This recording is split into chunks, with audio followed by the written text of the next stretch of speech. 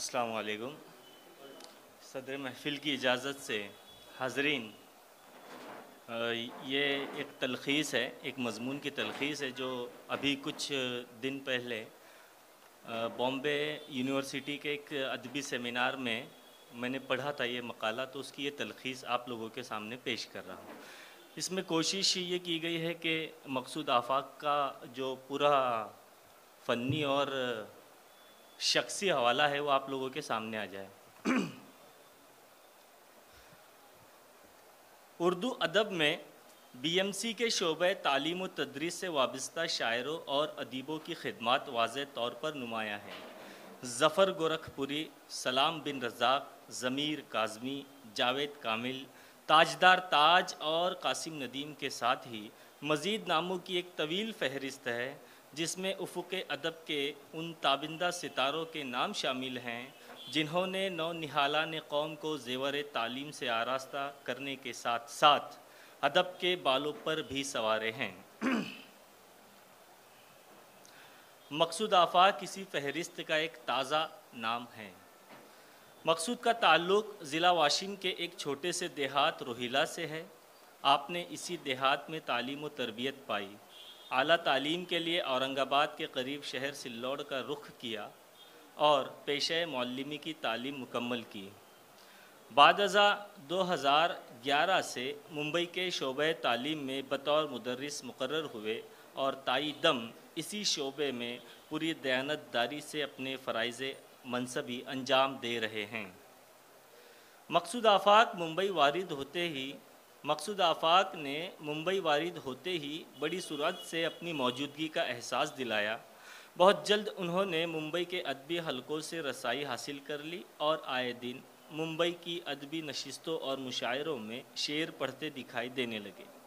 धीरे धीरे ये शेरी सफ़र तवील हुआ और एतबार की मंजिल को पार करके गिरिया तक कामयाबी से पहुंचा।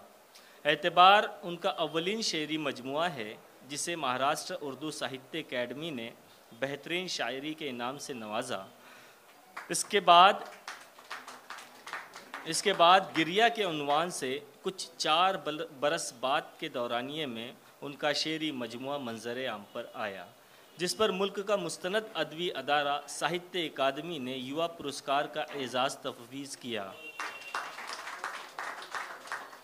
इनामात और एजाज़ात अगरचे कामयाबी की ज़मानत हरगिज़ नहीं हो सकते, ताहम मक़सूद की शायरी ने अपने पेशरुओं में जो एतबार पाया है वैसा एतबार उनके मुआसरीन में किसी की भी अदबी झोली में नज़र नहीं आता। मुनव्वर राना, शहपर रसूल, अब्बास ताबिश, कासिम नदीम, कमर सिद्दीकी और शकील जमाली वग़ैरह जैसे मारूफ़ अदीबों शायरों ने मक़सूद की शायरी को क़द्र की निगाह से देखा और उस पर तौसीफ़ व तौक़ीर से परे मारूज़ी अंदाज़ की तनक़ीदी राय पेश की। इसी तरह सलाम बिन रज़ाक और मीम नाग जैसे फ़िक्शन के नामवर कलमकारों ने भी मक़सूद की शायरी को खूब सराहा। मक़सूद आफ़ाक़ को शायरी से फ़ितरी लगाव है, इसीलिए उनकी शेरी काविशें शऊर के आते ही अपनी बुनियादों में पेवस्त होती चली गईं। यूँ बिला किसी मुबालगा ये कहा जा सकता है कि उनकी शायरी लंबे सफ़र किसी पुख्तगी की हामिल है। दरअसल संजीदगी से देखें तो उनकी शायरी गुनागू तसव्वुरात और मुतनव्वो तजर्बात व मुशाहिदात की अक्कास है। उनके हिते इजहार में रुमान के दिलगुदाज लम्हे, हिज्र व वफ़ा, आशिकी और महबूब का हुस्न व जमाल और उसकी नाज व अदाएँ हैं, तो वही मक़सूद ने अपनी गज़लों में सियासत, इक़्तिदार, ज़ुल्म व जब्र, समाजी खराबियों और फरसुदा रिवायात को भी ज़ब्त तहरीर में लाया है। उन्होंने जज्बात निगारी से अपनी गज़लों को संवारा और इसी तर्ज़ पर माजी के क़दार व तहज़ीब की बाज़ियाफ़्त को भी मौज़ूए सुख़न बनाया है। बतौर मिसाल पेश खिदमत है मक़सूद आफ़ाक़ के चंद अशार के वो कहते हैं कि सदमे हिज्र से महफूज रखूँगा तुझको, मुझको क़िस्तों में बिछड़ने का हुनर आता है। वो कहते हैं, एक जगह कहते हैं कि हमें नसीब हुई ऐसी बेबसी के ये उम्र गुजार दी किसी रहज़न को राहबर कहते। एक और शेर ये भी कि ये तेरा इश्क है, ये तेरा इश्क नहीं, तू बता क्या है, मौत के बाद मेरे जिस्म ने हरकत की है। और ये शेर भी देखिए बतौर ख़ास कि अर्श हिलने का सबब पूछते क्या हो मुझसे, अर्श हिलने का सबब पूछते क्या हो मुझसे, एक दुआ हल्क़े तासीर में आई हुई है। फिर एक शेर यूँ भी है कि वक्त जब ख़राब आए अक्सर ऐसा होता है, वक्त जब ख़राब आए अक्सर ऐसा होता है, 100 चिराग जलते हैं रोशनी नहीं होती। बन चुकी है मेरी अपनी भी कहानी आफाक, बन चुकी है मेरी अपनी भी कहानी आफाक, एक कहानी से निकाला हुआ किरदार हूँ मैं। हाज़रीन, हरचंद के मकसूद आफाक की शायरी का मुताला करें तो उसमें संजीदा फ़िक्र और फ़नी बलागत वाज़ेह तौर पर नज़र आती हैं। अलबत्ता शख्सी तौर पर उन्हें देखे तो नादान से बड़े मासूम शख्स नज़र आते हैं। उनकी मासूमाना शख्सियत में बड़ा दखल उनकी कम उम्री का भी है, तब भी बेशतर लोग उनकी मासूमियत और नादानी से नाला रहते हैं और कई खैर खा हजरात तो मुगालते में भी पड़ जाते हैं। बाज़ औक़ात इनसे यानी मकसूद आफाक से जो सरजद हो जाता है वो ख़ुद उनको भी पता नहीं होता, लेकिन ये चीज़ कभी कभी दूसरों के लिए तकलीफ़ का सबब बन जाती है। हाज़रीन, अलबत्ता ये यकीनी बात है कि मकसूद की शख्सियत में अनानियत, वादा खिलाफ़ी, ख़ुद गर्ज़ी, ख़ुद पसंदी और खुश फहमी के अनासिर का कोई तसव्वुर ही नहीं है। राक़िम का ख़याल है कि उनकी शायरी किसी संजीदगी अगर उनकी शख्सियत में मद्दगम हो जाए तो शायद अहबाब को होने वाले मुगालतों में कमी आ जाएगी। बहुत बहुत शुक्रिया।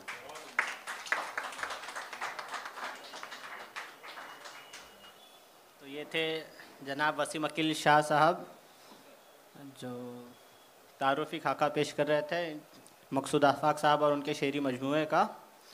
शेर जो अभी इन्होंने पढ़ा, ये तेरा इश्क नहीं है तो बता दे क्या है, बाद मरने के मेरे जिस्म ने हरकत की है।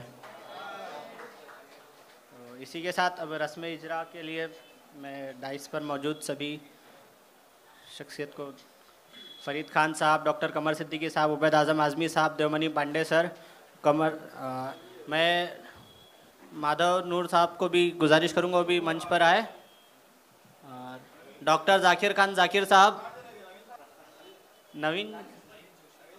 नवीन जोशी साहब,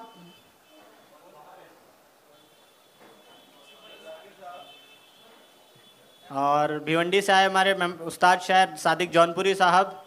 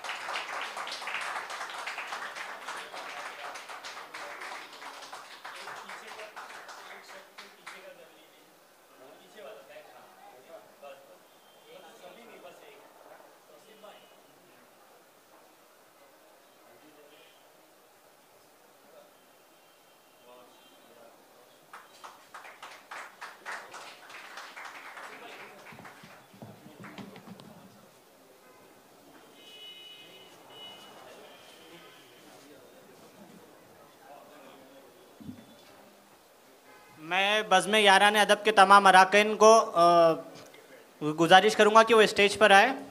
ताहिर अंसारी भाई, बिलाल तेगी, कैफ हुसैन बनारसी, माशूक यूसुफ, अखलाक साहिर, आफ्ताब आफी भाई।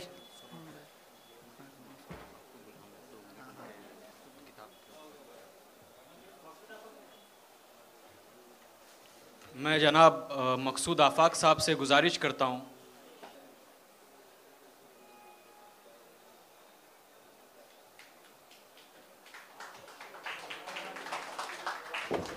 तो मैं साहिब सदर जनाब डॉक्टर कमर सिद्दीकी साहब से गुजारिश करूँगा कि वो अपने ख्यालात का इजहार करें।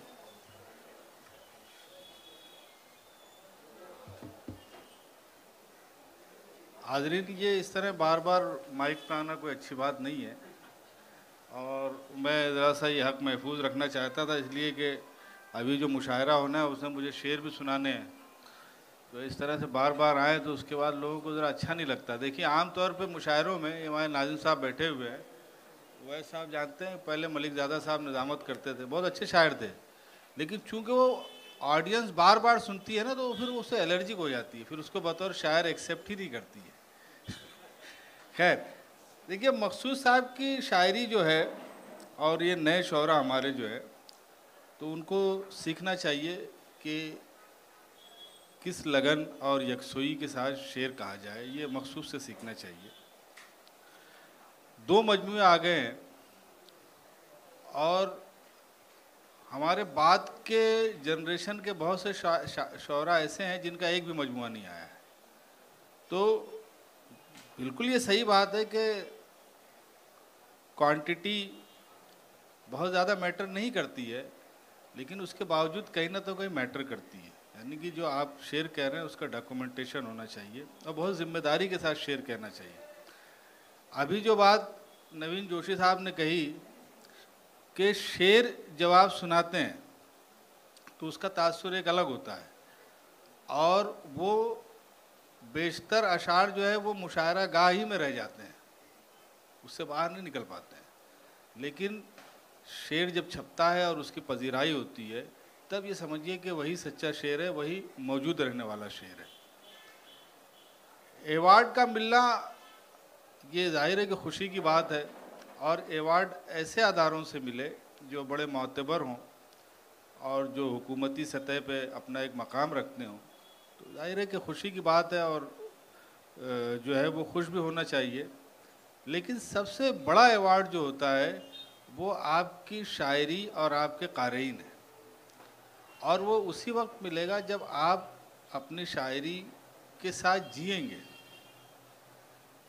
हमारे ज़माने में हो ये रहा है कि जो सोशल मीडिया के जो टूल्स हैं, शेर मुकम्मल हुआ नहीं, गज़ल मुकम्मल हुई नहीं कि वो सोशल मीडिया पे आ जाती है।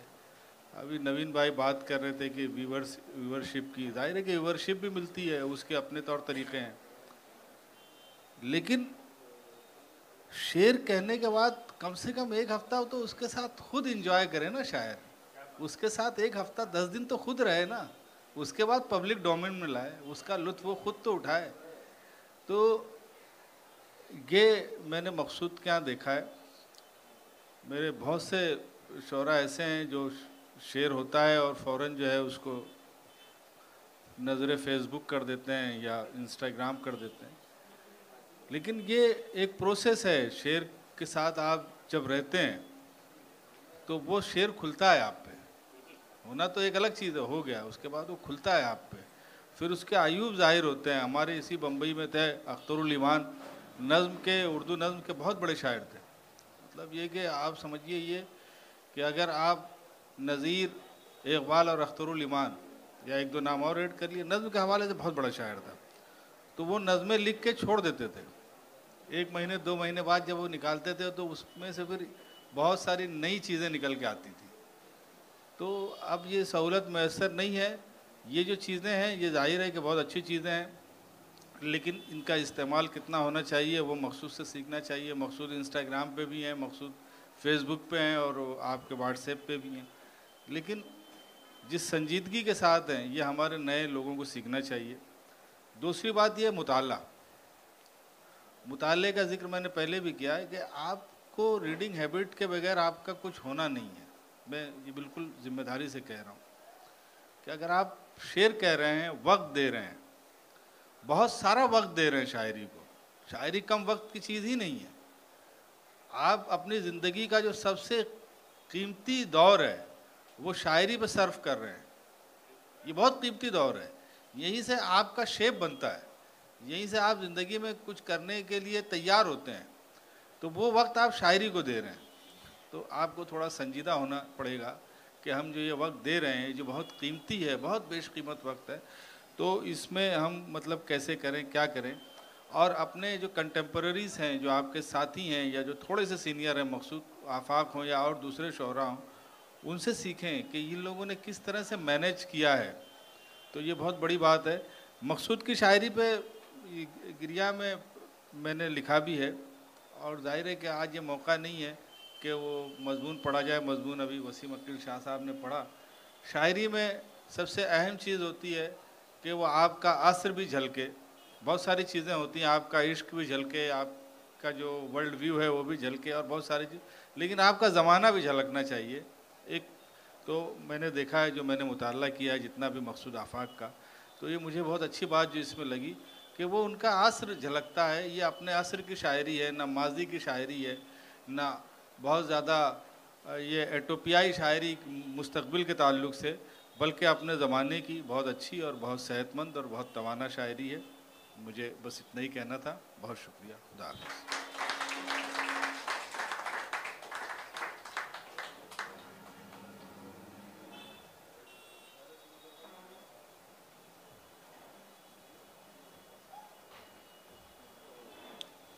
डॉक्टर कमर सिद्दीकी साहब के बाद मैं मकसूद आफाक सर से गुजारिश करूंगा कि वो कुछ बातें अपने और अपने मजमूए के बारे में करें। मैं उन्हीं के शेर के साथ, उनके इशारे से उन्हीं का शेर याद आया कि ज़िक्र मोहब्बत आए तो मेरी तरफ न देख, ज़िक्र मोहब्बत आए तो मेरी तरफ न देख, मैं मोतबर नहीं, मेरा सर तक नहीं गया।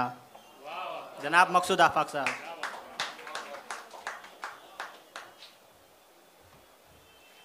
बहुत शुक्रिया हाज़रीन। तौसीफ़ साहब और उनकी बज़्म का बहुत बहुत शुक्रिया कि इस यौम मादरी ज़ुबान के मौके पर एक बहुत अच्छे प्रोग्राम का इनेकाद उन्होंने किया। और जहाँ तक के गिरिया का सवाल है, इसकी इशाअत 2021 के आखिर में हुई और इजरा का मामला काफ़ी टलता गया, काफ़ी मसरूफियात और बहुत सारी चीज़ें थी। तो अपने इस प्रोग्राम में उन्होंने इजरा को शामिल किया और इस किताब का इजरा करवा दिया। ये बहुत बड़ी मेरे लिए बात है। और डॉक्टर कमर सिद्दीकी साहब, फरीद खान साहब और उबैद भाई, देवमनी सर और नवीन सर का बहुत बहुत शुक्रिया कि आपने अपना कीमती वक्त देकर मुझे और इस किताब को इज़्ज़त बख्शी। और ये तो शायरी कैसी है, क्या है, ये वक्त तय करेगा। बहुत बहुत शुक्रिया आप तमाम का। इंशाल्लाह फिर अब शेर भी सुनाने हैं आगे, वक्त भी बहुत हुआ चाहता है। बहुत बहुत शुक्रिया, दिल की गहराइयों से मैं शुक्रिया अदा करता हूँ। Thank you.